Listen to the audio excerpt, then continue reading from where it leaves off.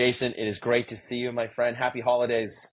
Happy holidays, Garth. We're almost there. We're a couple days Yeah. from break. I'm pretty excited over here. How are you doing?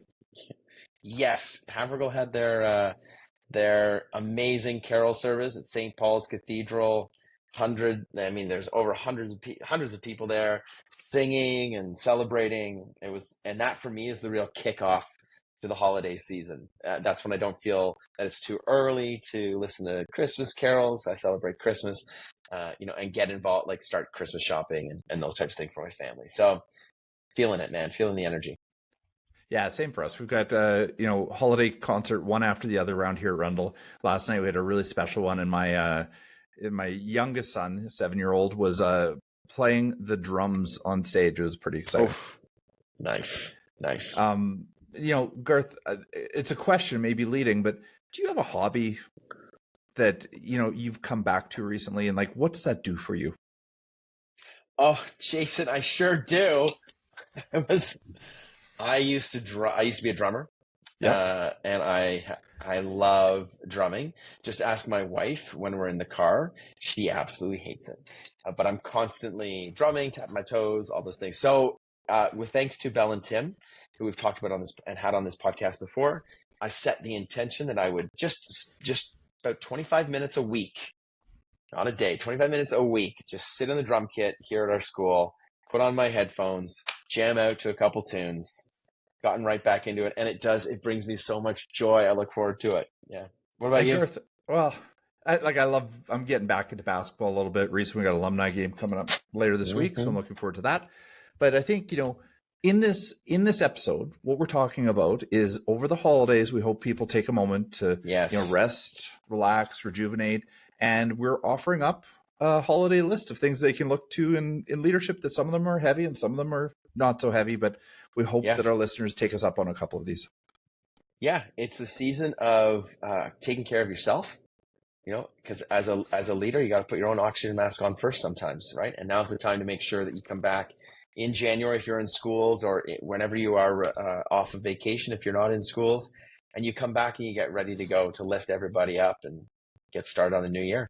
Okay, well, in the next 10 minutes, we've got 7 recommendations for you. We hope you enjoy the show, and we hope you have a wonderful holiday season. With Garth and Jason, we dive right in, breaking down Ted's world. Let's begin from AFC, Richmond's field to your day-to-day. Lassoing leadership's here to stay. Keep leading, lasso away. Together we'll grow stronger every day. So plug in your headphones and let's start the show. With lessons from Ted, we'll learn and grow. Welcome back to Lassoing Leadership. I'm Jason Rogers. And I'm Garth Nichols. Jason, long time no see. Garth, it's good to see you again. We've taken a couple weeks off, been up at the North Pole, taking care of, all the holiday things, and it's good to be back on the air. I know it's a bit of an off date, but here we are. It's good to see you. Yeah, it's good to see you too. And we wanted to get back in touch with our listeners because we've missed you as well. We've had some great questions over the course of this season 2 of our podcast. And we thought we would give, it is the spirit of the season of giving. So we thought we'd do a little quick hit to say we're back and give you the gift of some ideas for the winter holiday, reading maybe, or listening maybe, or watching maybe. This bonus episode is a true gift back to our listeners. And so I know that we're in the season where as professionals and thinkers and being curious, we're looking for inspiration to, maybe give to our team members or to a friend or to a spouse. And today that's kind of our goal, Garth. So I think why don't we do, top 3 or top 4 things we might, gift to somebody we care about. Great. I'll go first before you volunteer me to go first. Yeah. So I'm gonna bring this to the podcast. This is a book by Danny Bauer, and Danny Bauer is on season 1 for us. He is chief ruckus maker, and he's written this book. And if you're watching, it's called "Calm in the Chaos," and it's got a picture of all these people screaming. But it is a fantastic book. It's not too long either. It's less than 100 pages. The book is called Calm in the Chaos. It's by Danny Bauer and Glenn Robbins. And the subtitle is Ancient Stoic Wisdom for Successful School Leadership. I am still big into stoicism and just trying to deepen my practice of it. I think this is a really simple, straightforward read and super valuable too. Hey, Garth, aside from thinking about being calm or reading about stoicism, what do you do day to day to stay calm? You just strike me as an extraordinarily calm leader. So what's your tip trick? Yeah, I think it's just curiosity, and never assuming that people have the same lived experience as you, never assuming that people have had the same half an hour before you've talked to them as you, right? And always just respecting that. And the true way to respect that is through I believe is through curiosity. So Amazing. yeah, staying calm, asking good questions, even in the face of people coming at you who have heightened emotions. If you can step into that coaching role, if you can step into that mirroring with them, I think that's going to be that's what I always try to lean on. It's not always my first reaction, but I'm getting better at it, I think. So what about Amazing. you, Jason? How do I stay calm? Sure. I don't know. Like I think it's just believing in yourself, believing in your principles, and being kind. I think that's just what it comes down to. And I'm not calm all the time either, Garth. I think we all fail time to time, but on the balance, I think life is better if you can maintain some semblance of calm in the chaos. Can I share a book as well? Yep. Now, we didn't share these with each other before we came on. We thought it'd be a bit of a surprise for one another. And I chose, How to Navigate Life. We've talked a lot about this, so I'm not going to belabor it, but Belle and Tim came on the show, and this has been my guiding text for the year. And I think will be into the future as well. This idea of like purposeful living, I think is really important. And so I encourage everybody to go back and listen to that podcast. It's only a couple episodes ago. And man, that's such a good book. I encourage everybody to punch that up on Amazon and find it. Nice. All right, I got one more for you. I'm gonna go to a movie because sometimes it's nice to sit back and watch a movie. So this might be a bit controversial, Jason. Okay, but I'm gonna ask.